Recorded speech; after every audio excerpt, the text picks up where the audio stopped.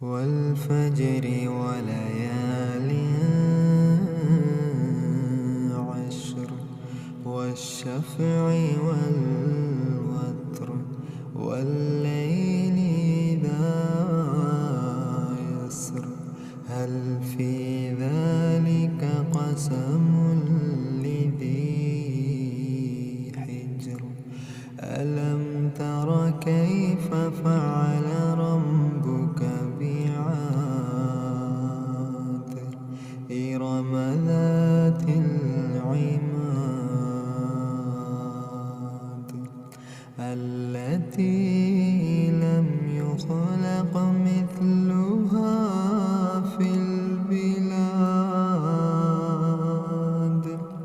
وثمود الذين جابوا الصخر بالواد وفرعون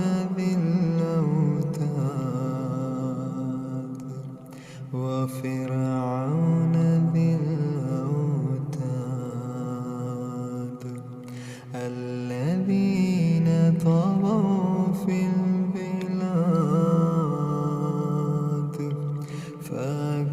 فأكثروا فيها الفساد فصب عليهم ربك سوط عذاب إن ربك لبالمرصاد فأما الإنسان إذا ما ابتلاه ربه فأكرمه ونعمه فيقول ربي أكرمن وأما إذا ما ابتلاه فقدر عليه رزقه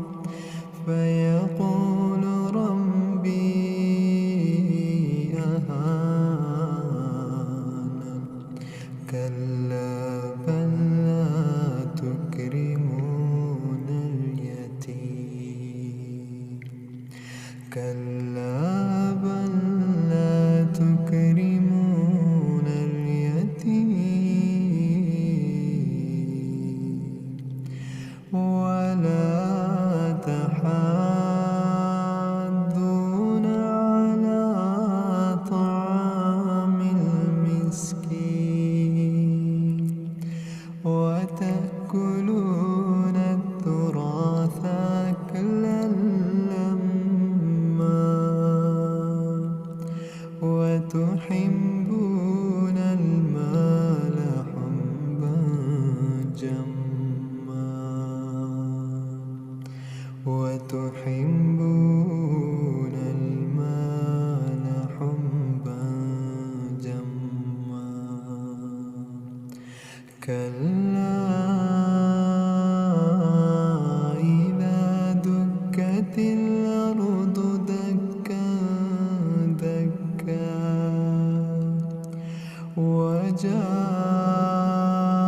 وجاء ربك والملك صفا صفا وجيء يومئذ بجهنم يومئذ يتذكر الإنسان وأنى له الذكرى يقول يا ليتني قدمت لحياتي فيومئذ لا يعذب عذابه أحد ولا يوثق وثاقه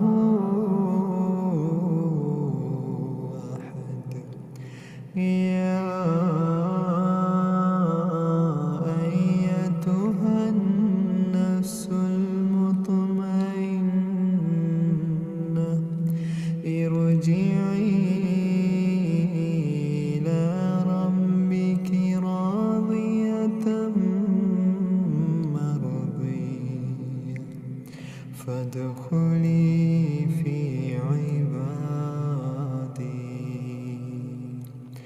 فادخلي